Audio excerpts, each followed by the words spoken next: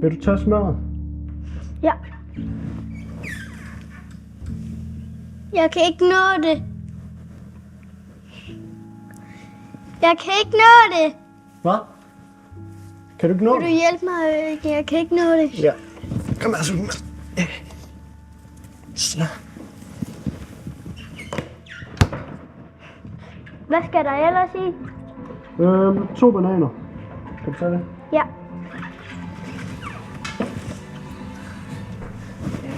Bang, bang. Jeg skyder dig. Det gør man altså ikke rigtig grin med. I verden ser man en voksende tendens til, at mennesker begynder at preppe.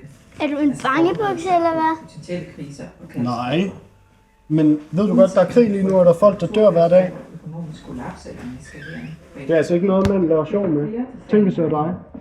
Folk hamstrer mad, vand, medicin og andre Kan vi ikke høre noget andet? sikre opbevaringsrum. Nej, ikke lige nu, Emil.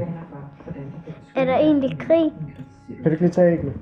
Her hjemme i Danmark er der nu også kommet Altså, folk siger, at vi skal forberede os på det værste.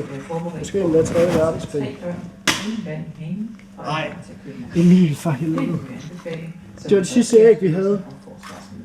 Så kan du sgu få lov til at gå ud og købe nogle nye. Ja, det skal jeg nok. Beredskabsstyrelsen har udsendt en vejledning, der detaljeret beskriver de nødvendige foranstaltninger, som skal anbefales. Første prioritering er vandforsyning.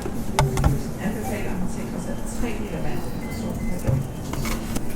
Det betyder, at hvis man har 9 liter vand per person, er man dækket ind til de kritiske 3 dage, som myndighederne anbefaler, at man forbereder sig på. Maden er det næste essentielle. Beredskabsstyrelsen understreger, at man skal have nok mad i 3 dage, som kan opbevares uden køl eller frys. Det er det afgørende at vælge fødevarer.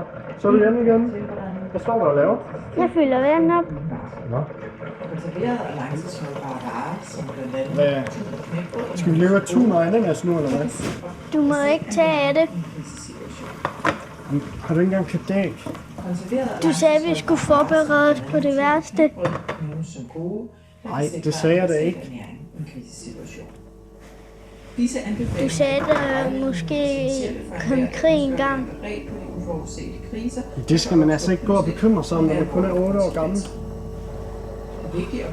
Er det fordi, du er bange for det? Det skal du altså ikke være. At man har et batteri eller en powerbank, Undskyld, der kan sikre hvis jeg gjorde dig bange. Det var altså ikke meningen. Og der kommer ikke krig, det lover jeg. Skal vi ikke prøve at høre noget andet? Jo, må jeg godt bestemme? Ja, selvfølgelig. Kom. Skær vi den banankage færdig. Ja. Jeg har hørt, den smager godt med tun i. Har du hørt det?